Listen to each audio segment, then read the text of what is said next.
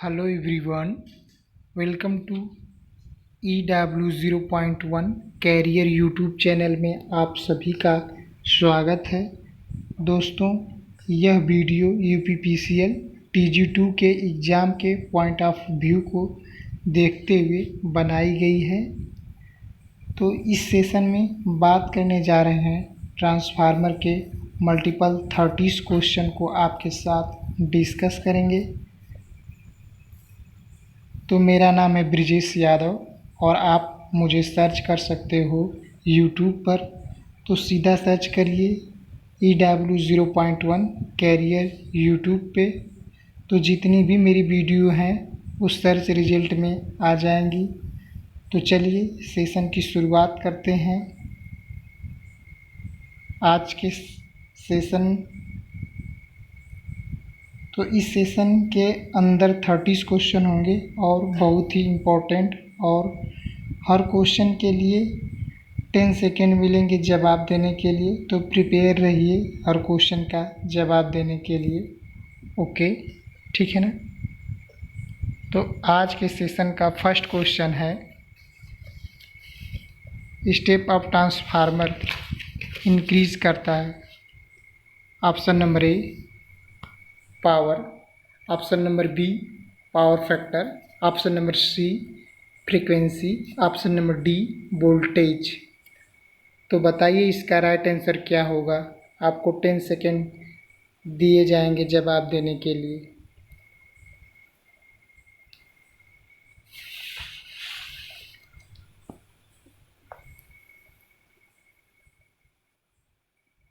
Okay, time पूरे हुए आपके 10 सेकेंड। तो बताइए इसका राइट आंसर क्या होगा। तो इसका राइट आंसर होगा वोल्टेज। तो देखिए बेसिकली क्या होता है, जो स्टेप अप ट्रांसफार्मर होता है वो हमारा क्या करता है, वोल्टेज को क्या करता है, बढ़ा देता है। और स्टेप डाउन ट्रांसफार्मर क्या करता है, वोल्टेज को क्या करता है, डिक्रीज कर देता है। तो चलिए सेकंड क्वेश्चन देखते हैं। सेकंड क्वेश्चन गिवन है, what principle make the transformer working.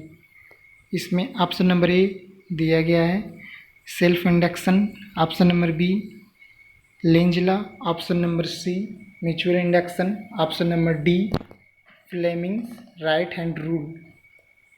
तो बताइए इसका राइट आंसर क्या होगा। 10 सेकेंड दिए गए हैं आपको जवाब देने के लिए।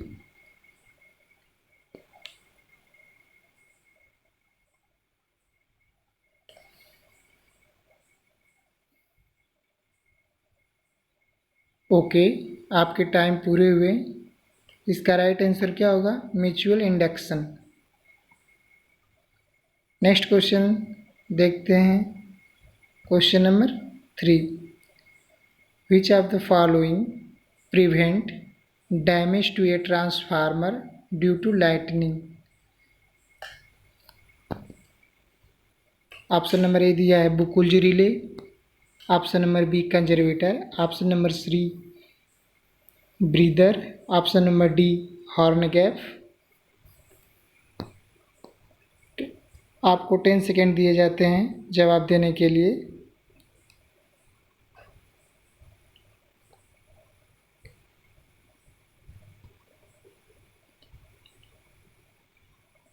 ओके, टाइम पूरे हुए आपके 10 सेकेंड। तो इसका राइट आंसर क्या होगा आपका, हॉर्न गैप। तो देखिए हॉर्न गैप क्या होता है। हॉर्न गैप जो है आसानी से बिजली गिरने को, जब आपकी बिजली गिरती है, आकाशीय बिजली जो होती हैं वो गिरती हैं ट्रांसफार्मर पे, तो उसको क्या करता है, क्षति से बचाने के लिए करते हैं।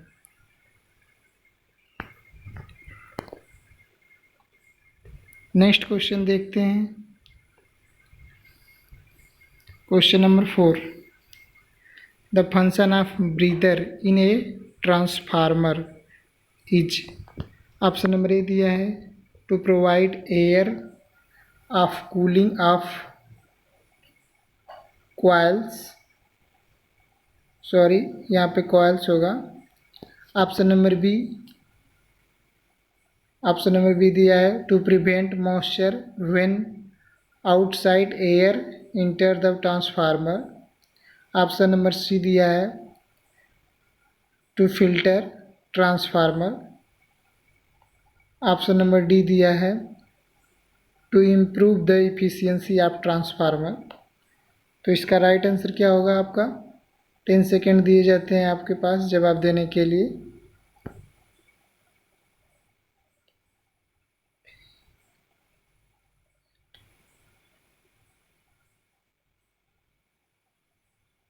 ओके, टाइम पूरे हुए हैं आपके 10 सेकेंड। तो बताइए इसका राइट आंसर क्या होगा? तो आपका राइट आंसर क्या होगा? Option number B to prevent moisture when outside air enter the transformer. आर्द्रता सूखने, आर्द्रता क्या करना है? आर्द्रता क्या करता है? वो रोकता है बाहरी वायु को ट्रांसफार्मर में प्रवेश करने से। तो ब्रीदर क्या करता है? आइए जान लेते हैं थोड़ा सा ब्रीदर के बारे में। ट्रांसफार्मर में ब्रीदर का कार्य जो है आर्द्रता रोकना। जब बाहरी वायु ट्रांसफार्मर में प्रवेश करती है, ट्रांसफार्मर तेल में किसी कारणवश नमी आ जाए तो तेल का बहरा विद्युत सामर्थ्य क्या होता है? घट जाता है। तो ट्रांसफार्मर में दोष उत्पन्न हो जाता है और ट्रांसफार्मर काम करना क्या करता है? बंद कर देता है। तो इसलिए आवश्यक है कि तेल को क्या करें? साफ करें, नमी रहित रहे। इसके लिए ट्रांसफार्मर के ढक्कन या संरक्षक या ब्रीदर को लगाया जाता है। ओके, चलते हैं नेक्स्ट क्वेश्चन पे चलते हैं। Question number 5। तो क्वेश्चन नंबर 5 गिवन है the open circuit test at the open circuit test at rated voltage is performed on a transformer due to determine its। Option number A दिया है regulation, option number B दिया है frequency, option number C दिया है iron loss, option number D दिया है copper loss. तो इसका राइट आंसर आपको बताना है। आपके पास दिए जाए हैं 10 सेकेंड जवाब देने के लिए।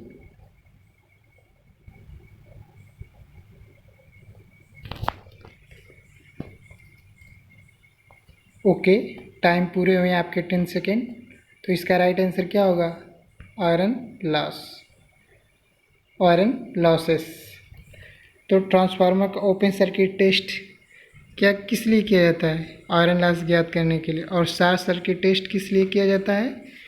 कॉपर लॉस ज्ञात करने के लिए। तो चलिए क्वेश्चन नंबर 6 देखते हैं। क्वेश्चन नंबर 6 दिया गया है transformer core is limited in order to. हम ट्रांसफार्मर के कोर को क्यों लिमिटेड करते हैं? क्यों लिमिटेड करते हैं? ऑप्शन में दिया, option number A decrease copper losses, B decrease entire core losses, option number C decrease only eddy current losses, option number D decrease only hysteresis losses. तो बताइए इसका राइट आंसर क्या होगा? आपको 10 सेकेंड दिए जाते हैं जवाब देने के लिए।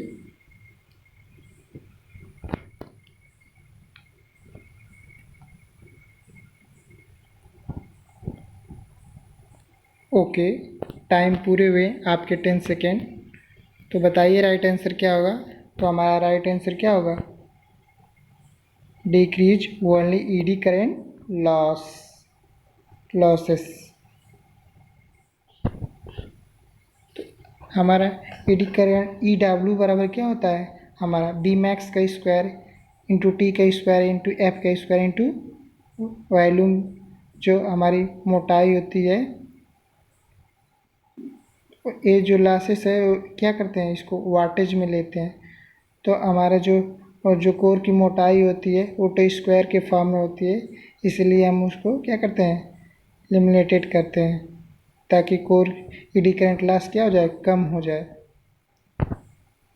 नेक्स्ट क्वेश्चन है 7, the function of oil in transformer is to provide कराता है। तो हमारा क्या करा है, इस क्वेश्चन में बोला गया है कि ट्रांसफार्मर जो है, ट्रांसफार्मर में जो ऑयल है, ऑयल का क्या फंक्शन है, या क्या फंक्शन है और क्या ये प्रोवाइड कराता है। तो ऑप्शन नंबर ए है आपका insulation and cooling, B protection against lightning, option number C दिया है protection against short circuit, option number D दिया है लुब्रिकेंट्स।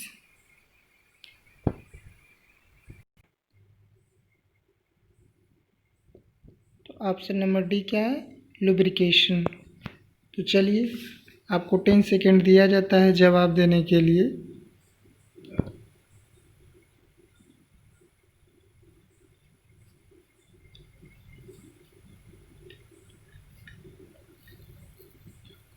ओके, टाइम पूरे हुए आपके 10 सेकेंड। तो क्या आएगा राइट आंसर? तो आपका राइट आंसर क्या आएगा, इंसुलेशन और कूलिंग। तो ट्रांसफार्मर क्या करता है, ट्रांसफार्मर में तेल का कार्य क्या है, विद्युत रोधन और शीतलन प्रदान करना है। क्या कार्य है उसका, रोधन करना, विद्युत रोधन और शीतलन का कार्य करता है ऑयल। नेक्स्ट क्वेश्चन देखते हैं, क्वेश्चन नंबर 8। क्वेश्चन नंबर 8 दिया है ए ट्रांसफार्मर स्टेप अप और डाउन।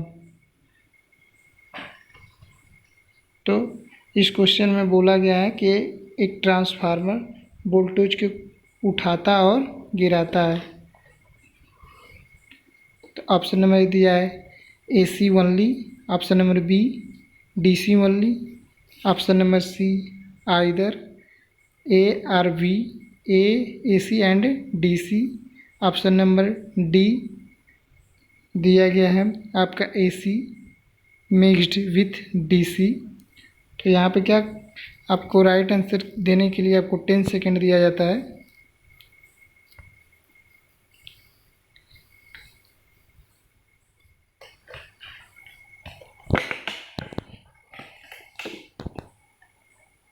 ओके, टाइम पूरे हुए आपको 10 सेकेंड। तो इसका राइट आंसर क्या होगा, इसका राइट आंसर आपका होगा AC ओनली। तो आप जानते हैं कि जो ट्रांसफार्मर होता है वो आपका ओनली AC पर वर्क करता है, क्योंकि DC में कांस्टेंट करंट होती है और फ्लक्स पैदा नहीं हो सकता, इसलिए केवल AC का प्रयोग किया जाता है। क्वेश्चन नंबर 9 देखते हैं। क्वेश्चन नंबर 9 में गिवन है Bukul relay is used on. तो इसमें क्वेश्चन में दिया गया है कि बुकुल रिले जो होता है आपका वो यूज करते हैं। ऑप्शन नंबर ए दिया है welding transformer, option number B दिया है air cooled transformer, option number C दिया है furnace transformer, option number D दिया है ऑयल कूल्ड ट्रांसफार्मर। तो बताइए इसका राइट आंसर क्या होगा, आपके पास 10 सेकेंड है जवाब देने के लिए।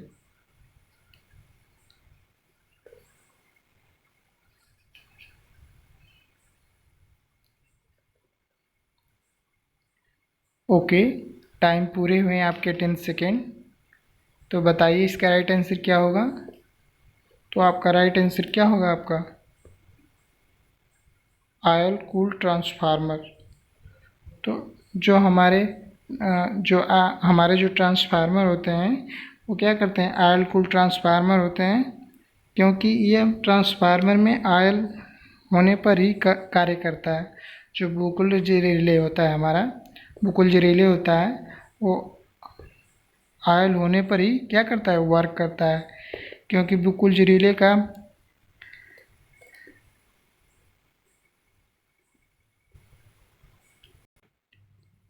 क्योंकि जो हमारा इंजेड होता है वो तेल में तैरता रहता है, इसलिए ऑयल पुल ट्रांसफार्मर में ही कार्य करेगा।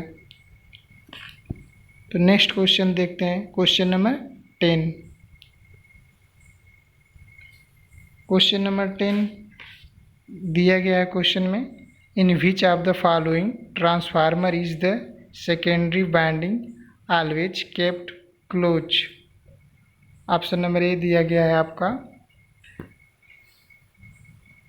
Current transformer, option number B potential transformer, option number C दिया गया है power transformer, option number D दिया डिस्ट्रीब्यूशन ट्रांसफार्मर। 10 सेकेंड है आपके पास जवाब देने के लिए।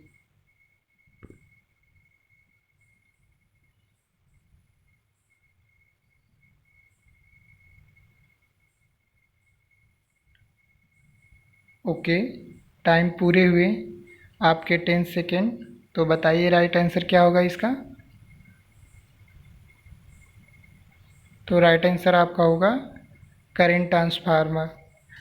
देखिए करंट ट्रांसफार्मर जो होता है उसकी जो सेकेंडरी वाइंडिंग है हमेशा शॉर्ट सर्किट रखते हैं, जब क्योंकि अगर शॉर्ट सर्किट नहीं रखेंगे तो क्या करेगा हमारा करंट, जो हमारी करंट ट्रांसफार्मर उसे सीटी भी बोला जाता है, तो हमारी सीटी क्या होगी, फट जाएगी। तो इसलिए करंट ट्रांसफार्मर को हमेशा सेकेंडरी वाइंडिंग को क्या करना चाहिए, शॉर्ट रखना चाहिए। नेक्स्ट क्वेश्चन देखते हैं, question number 11। Location of lightning arrester should be near. Question में बोला गया है ताड़ित निरोधक की अवस्थिति होनी चाहिए। मतलब एक लाइटनिंग अरेस्टर को मतलब कहाँ लगाना चाहिए, क्वेश्चन में ये बोला गया है। तो आपको क्वेश्चन नंबर ऑप्शन में ये दिया है जनरेटर नियरेस्ट, आपको फिर ऑप्शन नंबर बी दिया है transformer nearest, option number C दिया है busbar nearest, option number D circuit breaker के नियरेस्ट लगा सकते हैं। तो आपको 10 सेकेंड दिए जाते हैं जवाब देने के लिए।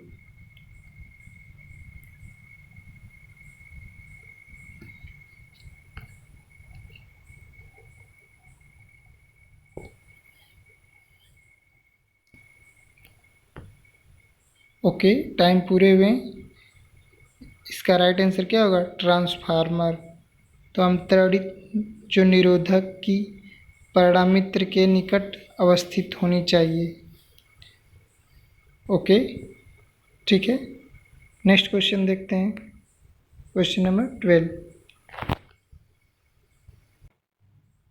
तो क्वेश्चन नंबर 12 दिया गया है, the power factor at which transformer operates.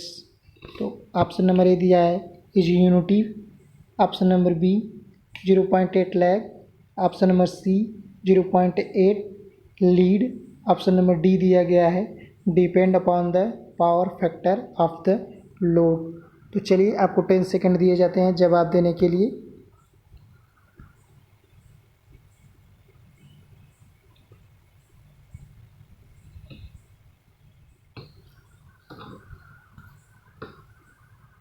Okay, time पूरे हुए आपके 10 सेकेंड। तो इसका राइट आंसर क्या होगा आपका, depend upon the power factor of the load. तो जो हमारा जो ट्रांसफार्मर होता है वो खुद का अपना पावर फैक्टर नहीं होता है, वो जो लोड का जो पावर फैक्टर होता है, कंज्यूमर के लोड का जो पावर फैक्टर है उस पर डिपेंड करता है।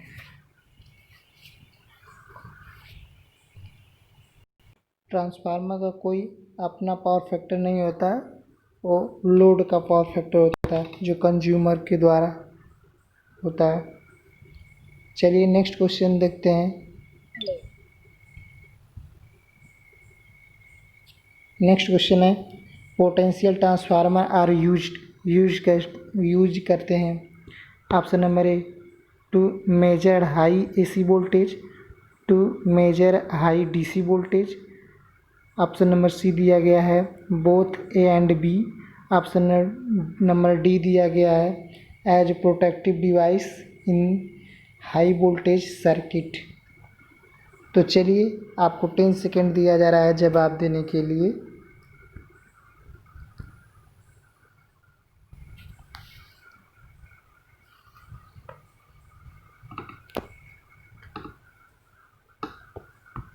ओके, टाइम पूरे हुए आपके 10 सेकेंड। तो बताइए इसका राइट आंसर क्या होगा। तो इसका राइट आंसर क्या होगा आपका, to measure high AC voltage. तो जो हमारा पोटेंशियल ट्रांसफार्मर होता है वो उच्च AC वोल्टेज नापने के लिए प्रयोग किया जाता है। और विभव ट्रांसफार्मर की जो प्राइमरी वाइंडिंग होती है वो नंबर ऑफ टर्न्स ज़्यादा होते हैं सेकेंडरी के रिस्पेक्ट में। इसमें जो मापी जाने वाली मुख्य संचालित जो वोल्टेज होता है वो लाइन के पार्श्व में जोड़ा जाता है। नेक्स्ट क्वेश्चन देखते हैं।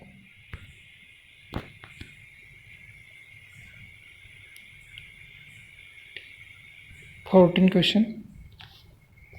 क्वेश्चन में दिया गया है the load primary current I0 is about a full load primary current of transformer।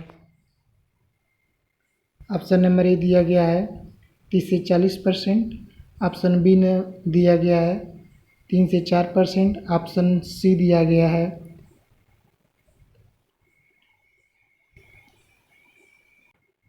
15 से 30%। ऑप्शन नंबर डी दिया गया है एबव 40%। तो बताइए इसका राइट आंसर क्या होगा।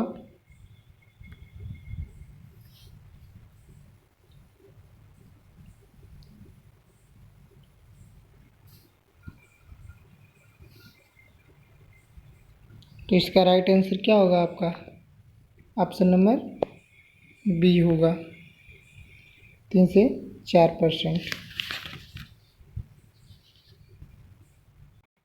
तो ट्रांसफार्मर की जो नो लोड करंट होती है प्राइमरी नो लोड जो करंट होती है I0 अप्रोक्सीमेट जो होती है वो आपका 3 से 5% ही प्रभावित होती है, क्योंकि 3 से 5% जो धारा होती है वो फ्लक्स जनरेट करने के लिए ही पर्याप्त होती है।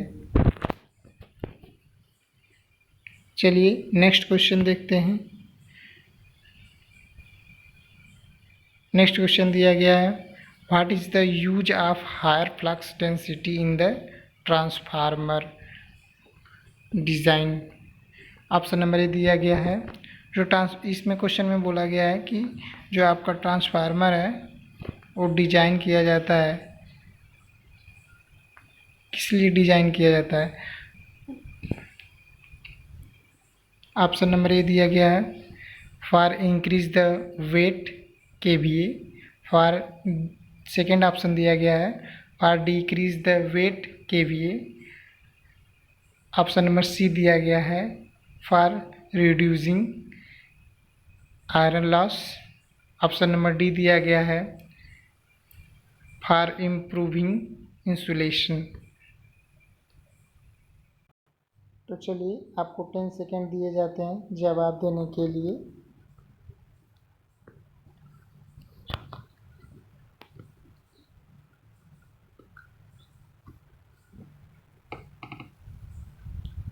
ओके, टाइम पूरे हुए हैं आपके 10 सेकेंड। तो बताइए इसका राइट आंसर क्या होगा। तो इसका राइट आंसर क्या होगा आपका, option number B for decrease the weight by KVA। तो इस क्वेश्चन में मतलब ये क्वेश्चन जो ट्रांसफार्मर के फ्लक्स डेंसिटी का प्रयोग करने से उसके एरिया में कमी हो जाती है, जिससे उसके भार में प्रति KVA की कमी हो जाती है। ये जो हमारा फार्मूला है मैं मैग्नेटिक सर्किट भी एक्सप्लेन करूँगा, तो उसमें बताऊँगा कि कैसे इसकी एरिया फ्लक्स को बढ़ाएंगे, फ्लक्स डेंसिटी और एरिया के बारे में मैं डिटेल से उसमें डिस्कस करूँगा। तो इसमें जो फार्मूला लगेगा वो बी बराबर फ्लक्स डेंसिटी बी बराबर 5/A। तो इसमें क्या करते हैं, बेसिकली क्या करते हैं, एरिया को कम करेंगे। तो एरिया को इसमें क्वेश्चन में बोला गया है हायर फ्लक्स डेंसिटी। जब बी बराबर 5/A होगा तो जब डेंसिटी को बढ़ाएंगे तो एरिया क्या हो जाएगी, अपने आप क्या हो जाएगी, कम हो जाएगी। तो जब डी कम हो जाएगी तो इसके थ्रू आपका विकल्प नंबर 20 सही होगा। तो उसमें क्या होगा, एरिया घट जाएगी और वेट एरिया घट जाएगी। तो एरिया घटेगी तो क्या होगा, साथ ही साथ तो आपका वो वेट भी तो घटेगा।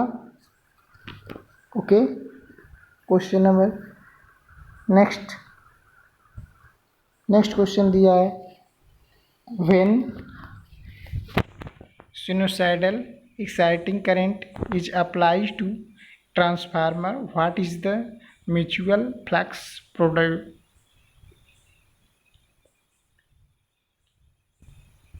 ऑप्शन नंबर ए दिया गया है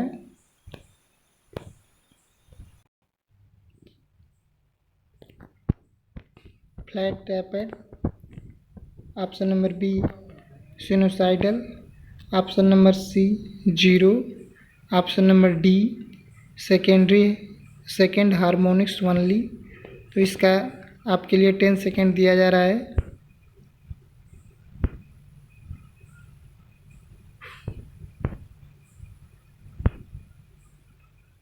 जवाब देने के लिए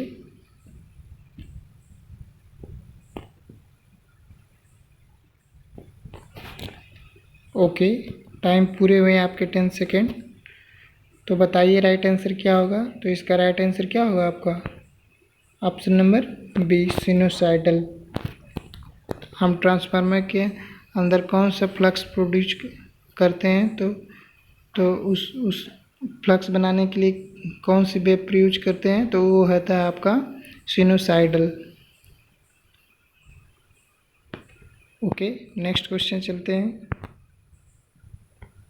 नेक्स्ट क्वेश्चन गिवन है, a transformer is connected to a constant voltage supply as the supply frequency is increased, what happen to the magnetic flux is the core? Option number A दिया गया है आपका डिक्रीज, ऑप्शन नंबर बी दिया गया है increases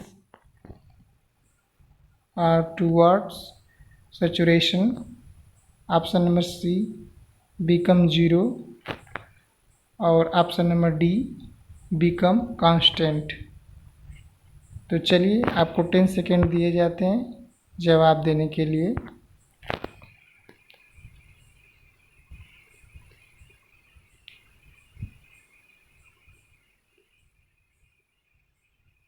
okay, time पूरे हुए आपके 10 सेकेंड। तो बताइए इसका राइट आंसर क्या होगा। तो इसका राइट आंसर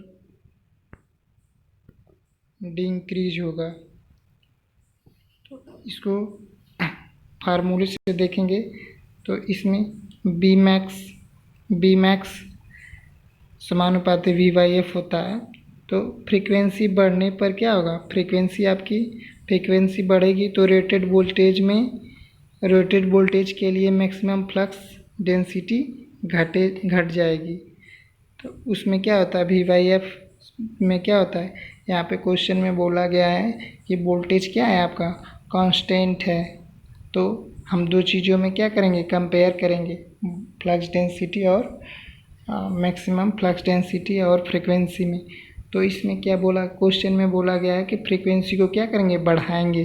तो फ्रीक्वेंसी को जब बढ़ा देंगे तो आपका ना फ्लक्स डेंसिटी क्या हो जाएगा, घटेगा।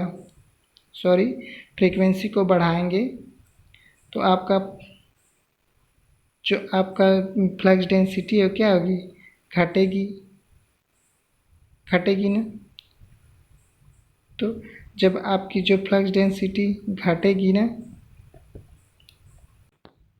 तो फ्लक्स डेंसिटी आपकी घटेगी ना, तो वो फार्मूला फिर लगाएंगे।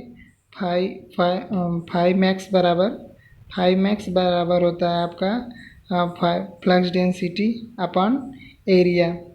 तो उसमें क्या होगा, आपका क्या होगा, मैक्सिमम फ्लक्स डेंसिटी घटने पर क्या होगा, फ्लक्स भी घट जाएगा। ओके, नेक्स्ट क्वेश्चन देखते हैं। नेक्स्ट क्वेश्चन है आपका, विच of the following does not change in transformer. Option number A दिया गया है करंट, ऑप्शन नंबर बी दिया गया है वोल्टेज, ऑप्शन नंबर सी दिया गया है आपका फ्रीक्वेंसी, ऑप्शन नंबर डी दिया गया है ऑल ऑफ द एबव। तो चलिए बताइए इसका राइट आंसर क्या होगा। आपको 10 सेकेंड दिए जा रहे हैं जवाब देने के लिए।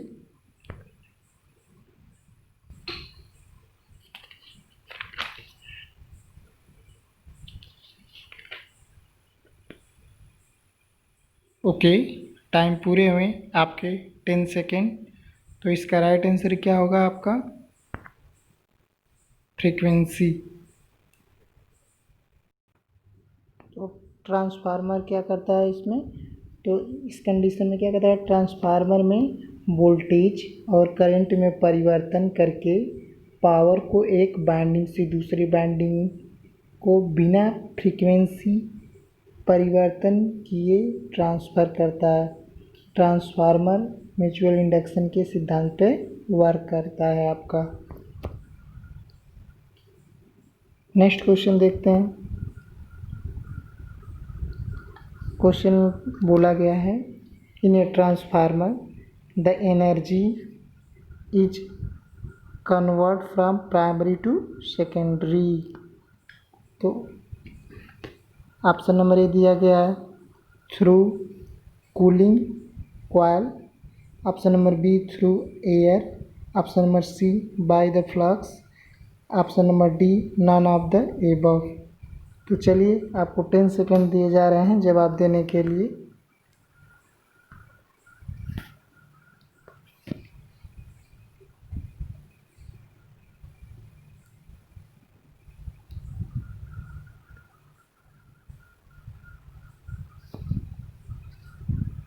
ओके, टाइम पूरे हुए आपके 10 सेकेंड। तो राइट आंसर क्या होगा इसका, राइट आंसर क्या होगा आपका बाय द फ्लक्स। ट्रांसफार्मर क्या करता है, ट्रांसफार्मर एनर्जी को प्राइमरी से सेकेंडरी, ट्रांसफार्मर जो है प्राइमरी से सेकेंडरी को फ्लक्स के माध्यम से क्या करता है, कन्वर्ट करता है। एक बाइंडिंग से दूसरे बाइंडिंग को क्या करता है, फ्लक्स के माध्यम से कन्वर्ट करता है। नेक्स्ट क्वेश्चन देखते हैं। नेक्स्ट क्वेश्चन आपका है, a transformer core is limited. Transformer की कोर को क्यों लिमिटेड करते हैं, ये क्वेश्चन में बोला गया है। तो ऑप्शन नंबर ए दिया गया है reduce hysteresis loss, option number B reduce eddy current loss, option number C reduce copper loss, option number D reduce all of the above losses. तो चलिए आपको 10 सेकेंड दिए जा रहे हैं जवाब देने के लिए।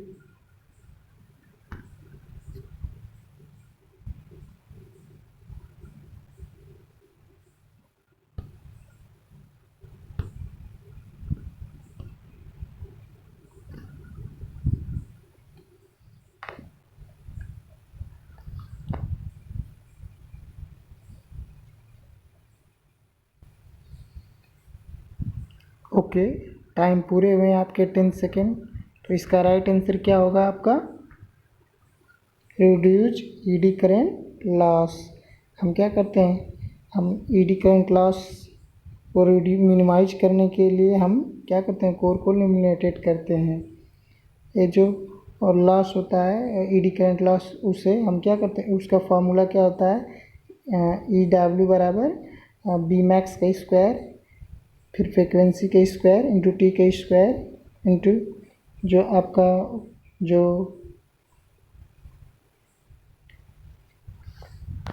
वॉल्यूम ऑफ कोर होता है वो, और ये जो पूरा टोटल जो होता है लॉस होता है उसे वाटेज में लेते हैं। चलिए देखते हैं नेक्स्ट क्वेश्चन। नेक्स्ट क्वेश्चन दिया है the maximum efficiency of A distribution transformer. तो इसमें क्वेश्चन में बोला गया है कि जो ट्रांसफार्मर होता है अपना, वो maximum efficiency of A distribution transformer की एफिशिएंसी कब मैक्सिमम होती है, ये क्वेश्चन में बोला गया है। तो ऑप्शन नंबर ए दिया गया है at a no load, option number B at a 50% load, option number C दिया है at 80% load, full load, option number D दिया है एट ए फुल लोड। तो बताइए इसका राइट आंसर क्या होगा। आपके पास 10 सेकेंड है जवाब देने के लिए।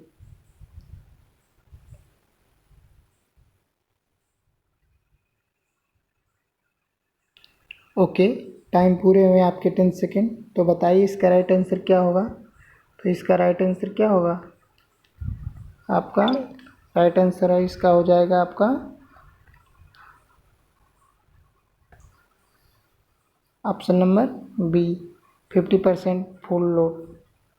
डिस्ट्रीब्यूशन ट्रांसफार्मर की मैक्सिमम एफिशिएंसी जो होती है फुल लोड पर 50% होती है, जबकि पावर ट्रांसफार्मर की फ्रीक्वेंसी नियर फुल लोड पर होती है। चलिए नेक्स्ट क्वेश्चन देखते हैं। नेक्स्ट क्वेश्चन में बोला गया है कि no load current of a transformer. तो ऑप्शन नंबर ए दिया गया है has high magnitude and low power factor, option number B दिया गया है has high magnitude and high power factors, option number C दिया गया है has small magnitude and high power factor, option number D has small magnitude and low power factor. तो बताइए इसका right answer क्या होगा। आपके पास 10 सेकेंड हैं जवाब देने के लिए।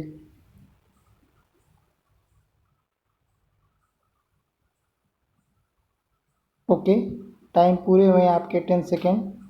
तो बताइए इसका राइट आंसर क्या होगा। तो इसका राइट आंसर क्या होगा has small magnitude and low power factor. तो ट्रांसफार्मर में जो नो लोड करेंट होती है वो फुल लोड करेंट का क्या होती है 2 से 5% होती है।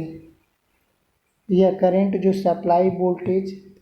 जो आपका सप्लाई वोल्टेज होता है वो 90 डिग्री से कुछ लगभग यानी या कह सकते हैं 75 डिग्री पर होती है, जिससे उसका पावर फैक्टर क्या होता है लो हो जाता है। ओके, नेक्स्ट क्वेश्चन देखते हैं। नेक्स्ट क्वेश्चन जो है आपका नेक्स्ट क्वेश्चन दिया गया है कि the purpose of provide iron loss in a step up transformer is. क्या करता है, ऑप्शन नंबर ए दिया गया है। इस क्वेश्चन को मैं दोबारा से रिपीट कर देता हूँ। The purpose of providing iron core in a step up transformer. बोले तो बोला गया है क्वेश्चन में कि स्टेप अप जो ट्रांसफार्मर में लो क्रूड होता है, लो क्रूड जो मुहैया कराने का क्या उद्देश्य है। तो ऑप्शन नंबर ए दिया गया है to prove coupling between primary to secondary, to increase the magnitude of mutual flux, and C option दिया गया है to decrease the magnitude of magnetising current, to prove all above features. तो चलिए आपको 10 second दिए जा रहे हैं जवाब देने के लिए।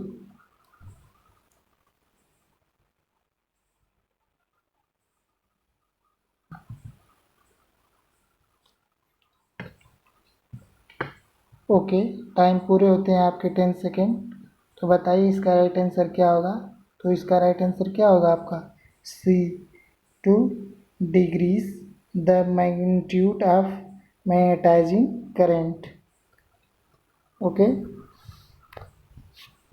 ट्रांसफार्मर में क्या होता है, ट्रांसफार्मर में आयरन कोर प्रयोग करने से क्या होता है, फ्लक्स को लो रिएक्टेंस पाथ फॉलो लो रिएक्टेंस का पाथ प्रदान करता है, जिससे जो आपका रिलेटेड फ्लक्स होता है, जो आपका रेटेड फ्लक्स होता है, रेटेड फ्लक्स पैदा करने के लिए क्या होता है, स्मॉल मैग्नीट्यूड के मैग्नेटाइजिंग करंट की आवश्यकता पड़ती है।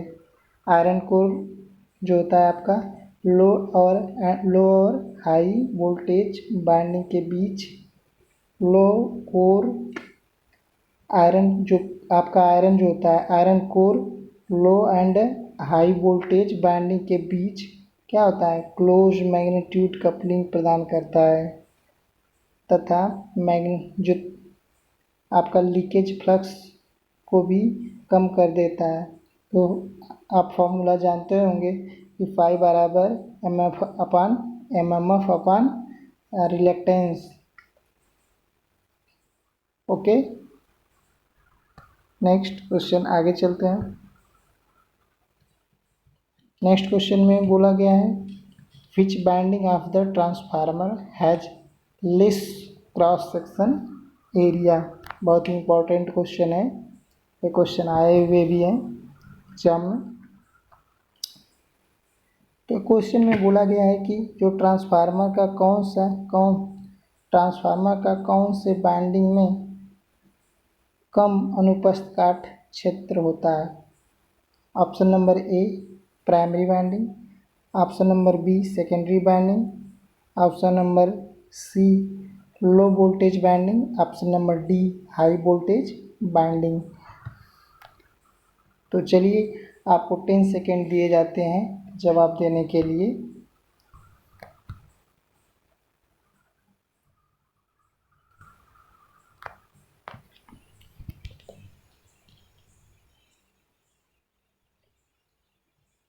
ओके, टाइम पूरे हुए आपके 10 सेकेंड। तो बताइए इसका राइट आंसर क्या होगा। तो इसका राइट आंसर क्या होगा आपका हाई वोल्टेज बाइंडिंग। जो हमारा ट्रांसफार्मर होता है तो दोनों बाइंडिंगों में जो क्या होता है, पावर हमारा जो होता है, पावर हमारी जो होती है समान होती है, V1I1 बराबर V2I2 होती है इस फार्मूले से। तो जो हमारी हाई वोल्टेज बाइंडिंग में, जो हाई वोल्टेज की बाइंडिंग में क्या होगा, हमारा लो करंट प्रवाहित होगी कि नहीं। अतः ओके, जब हमारी जो हाई वोल्टेज बाइंडिंग होगी तो उसमें लो करंट प्रवाहित होगी, उसमें लेस क्रॉस सेक्शन एरिया का जो कंडक्टर हम यूज करेंगे। क्यों, तो इसमें जब हम लेस क्रॉस सेक्शन एरिया का जब कंडक्टर हम यूज करेंगे तो इसमें जो नंबर ऑफ टर्न्स होंगे, वो ज़्यादा होंगे। जब लो वोल्टेज बाइंडिंग की बात करें, जब लो वोल्टेज की बाइंडिंग यहाँ पे जो ऑप्शन नंबर सी दिया गया है उसमें लो वोल्टेज बाइंडिंग बोला गया है, तो उसमें क्या होगा कि जब आप लो वोल्टेज बाइंडिंग में क्या होगी, हाई करंट प्रवाहित होगी। जब हाई करंट प्रवाहित होगी तो उसमें जो मोर क्रॉस सेक्शन एरिया का जो कंडक्टर क्या करेंगे, यूज करेंगे, तब उसमें क्या होगा कि जो नंबर ऑफ जो टर्न होंगे उसमें कम होंगे, इसमें जो लो वोल्टेज बाइंडिंग होगी।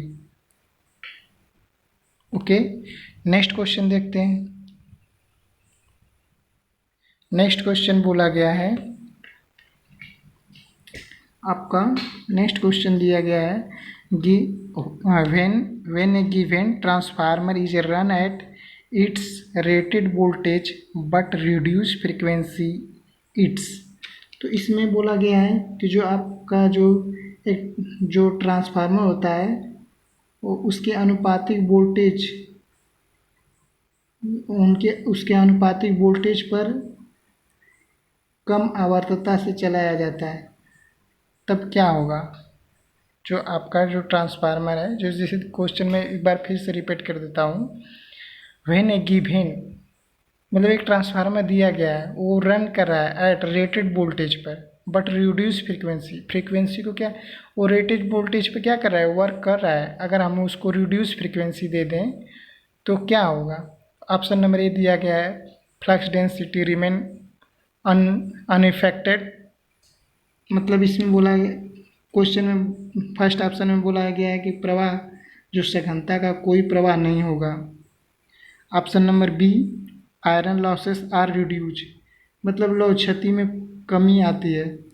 Option number C, core flux density is reduce, तो कोर प्रवाह जो सघनता होगी वो क्या क्या है, कम होती है। ऑप्शन नंबर डी में दिया गया है, जो core flux density is increase, तो कोर जो प्रवाह होगी, कोर से जो प्रवाह होगी सघनता अधिक होगी। इस क्वेश्चन में ये बोला गया है कि कोर फ्लक्स सघनता अधिक होगी। तो बताइए इसका राइट आंसर क्या होगा। आपके पास 10 सेकेंड है जवाब देने के लिए।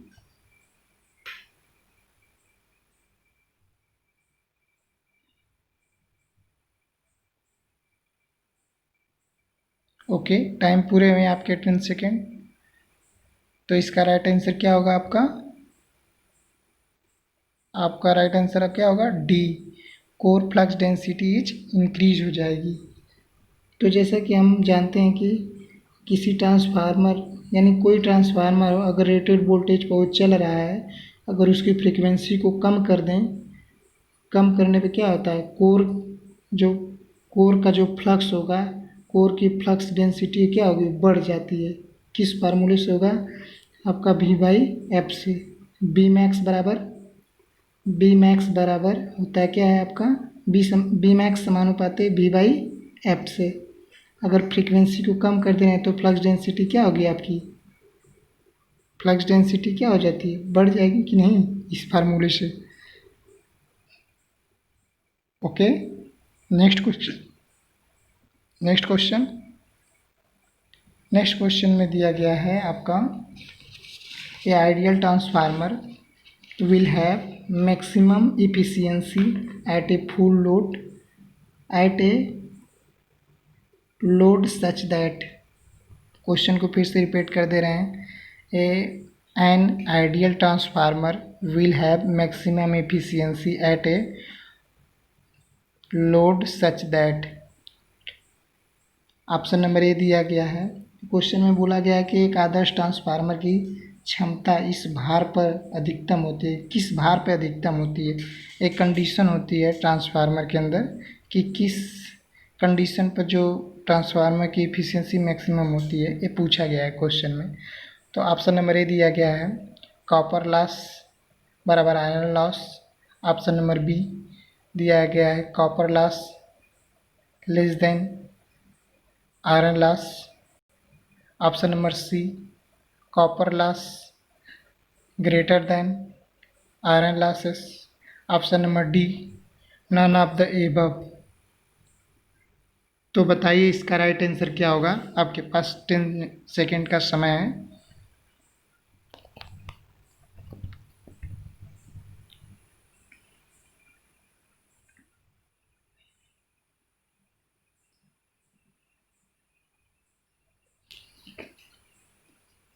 ओके, टाइम पूरे हुए आपके 10 सेकेंड। तो बताइए इसका राइट आंसर क्या होगा।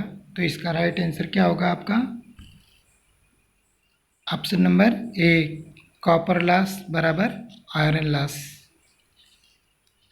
ओके, तो देख लेते हैं ट्रांसफार्मर के लिए जो मैक्सिमम एफिशिएंसी की कंडीशन होती है, जब कोर में होने वाली आयरन लॉस के बराबर ट्रांसफार्मर के बाइंडिंग में कॉपर लॉस हो।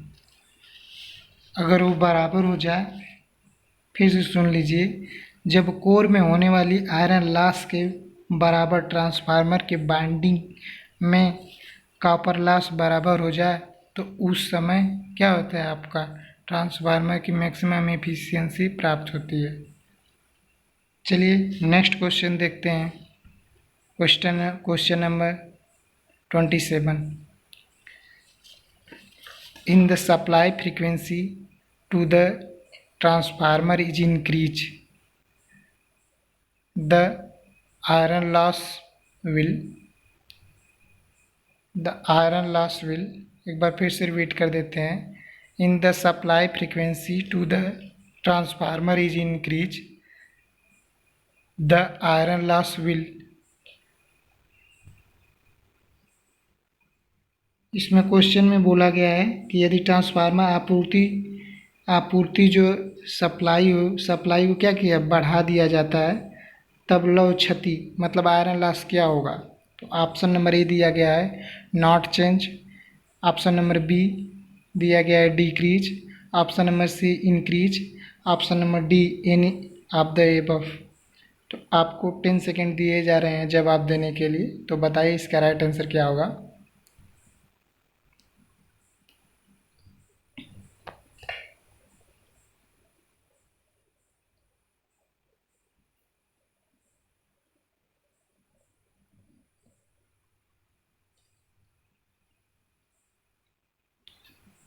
तो आपके टाइम पूरे हुए 10 सेकेंड। तो इसका राइट आंसर क्या होगा, इसका आपका इंक्रीज हो जाएगा। क्या हो जाएगा आपका आयरन लॉस क्या होगा, इंक्रीज हो जाएगा। एक बहुत ही इम्पोर्टेंट क्वेश्चन है, TG2 में पूछा जा चुका है, APPCL TG2 में पूछा गया है। तो देखते हैं, इसको थोड़ा सा एक्सप्लेन कर देता हूँ। ट्रांसफार्मर को जो निर्धारित आवृत्ति से उच्च आवृत्ति पर चलाया जा सकता है।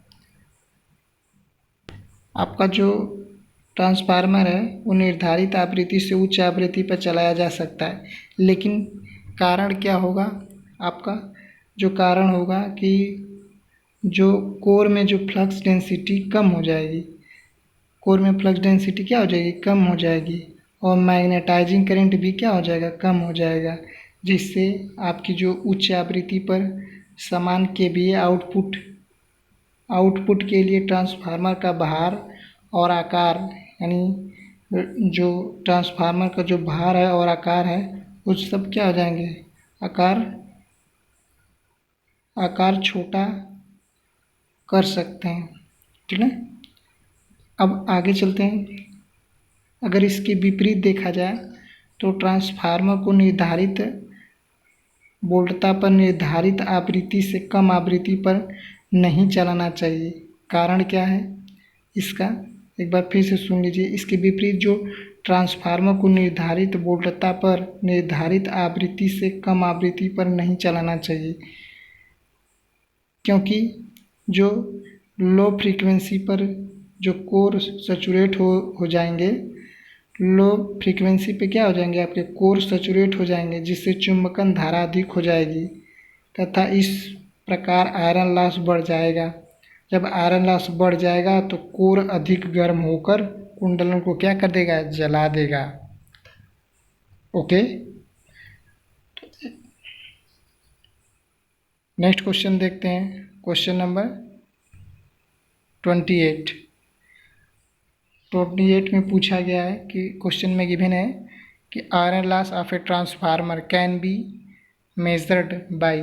तो इसमें पूछा गया है ट्रांसफार्मर की जो लौ क्षति जिससे किससे मापी जा सकती है, लौ क्षति को किससे मापी जा सकती है, ये क्वेश्चन में गिवन है। तो इसके लिए ऑप्शन नंबर ए दिया गया है low power factor meter, option number B दिया गया है unity power factor meter, option number C दिया गया है frequency meter, option number D दिया गया है any type of watt meters. तो आपका 10 सेकेंड दिए जा रहे हैं राइट आंसर देने के लिए।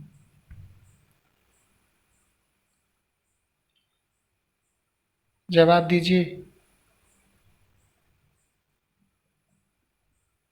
ओके, टाइम पूरे हुए आपके 10 सेकेंड। तो बताइए इसका राइट आंसर क्या होगा। तो इसका राइट आंसर क्या होगा आपका, low power factor watt meter. तो देखते हैं ट्रांसफार्मर में जो क्या होता है कि जो ट्रांसफार्मर में जो आयरन लॉस के लिए जो प्रवाहित होने वाली धारा होती है ना, जो ट्रांसफार्मर में आयरन लॉस के लिए जो प्रवाहित होने वाली जो धारा सप्लाई वोल्टेज से क्या करता है, वोल्टेज से बहुत बड़ा कोण के एंगल बनाता है। जो हमारा जो धारा होती है ना, उस सप्लाई वोल्टेज से बहुत बड़ा कोण या बहुत बड़े कोण से क्या करती है, लैग करता है। अतः जो हमारा पावर को मेजर करने के लिए क्या करते हैं, लो पावर फैक्टर वाटमीटर का प्रयोग किया जाता है। ओके, नेक्स्ट क्वेश्चन देखते हैं। Question number 29। क्वेश्चन नंबर 29 है, which parameters does not change during transformation action in transformer. Question को फिर से रिपीट कर देते हैं।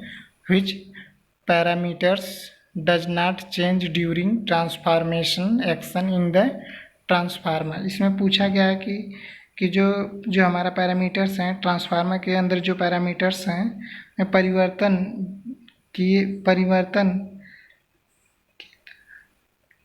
परिवर्तन के दौरान मतलब कौन सा ऐसा चीज़ें जो नहीं बदलता है, मतलब डज नॉट चेंज मतलब चेंज नहीं होता है। तो ऑप्शन नंबर ए दिया गया है आपका वोल्टेज, ऑप्शन नंबर बी दिया गया है फ्रीक्वेंसी, ऑप्शन नंबर सी दिया गया है करंट, ऑप्शन नंबर डी दिया गया है नन ऑफ दिस। तो आपका राइट आंसर क्या होगा? आपको 10 सेकेंड दिए जाते हैं जवाब देने के लिए।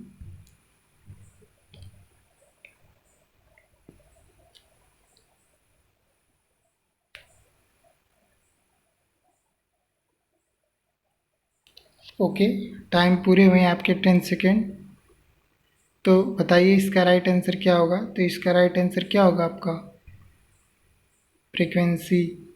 तो जो ट्रांसफार्मर के अंदर हो, जो हमारी जो फ्रीक्वेंसी होती है, तो इनपुट फ्रीक्वेंसी बराबर आउटपुट फ्रीक्वेंसी होती है।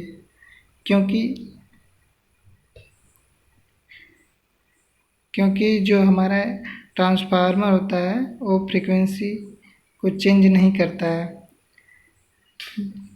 जो ट्रांसफार्मर होता है वो पावर, फ्रीक्वेंसी, फ्लक्स, इन चीज़ों को क्या करता है, कांस्टेंट रखते हुए पावर को ट्रांसफ़र करता है। नेक्स्ट क्वेश्चन देखते हैं। Question number 30। Which one of the following relay has the capability of intercepting the possible major fault in a transformer। Okay,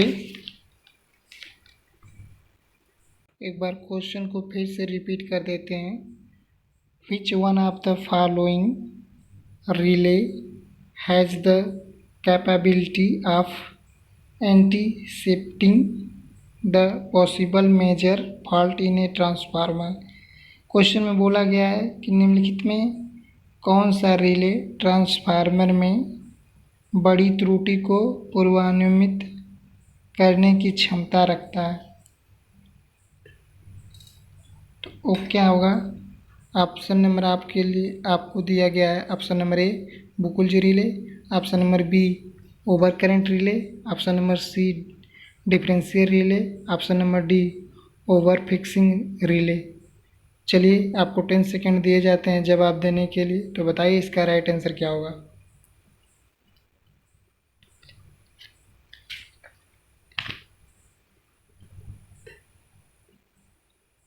okay, time पूरे हैं आपके 10 सेकेंड। तो बताइए इसका राइट आंसर क्या होगा? तो इसका राइट आंसर क्या होगा आपका?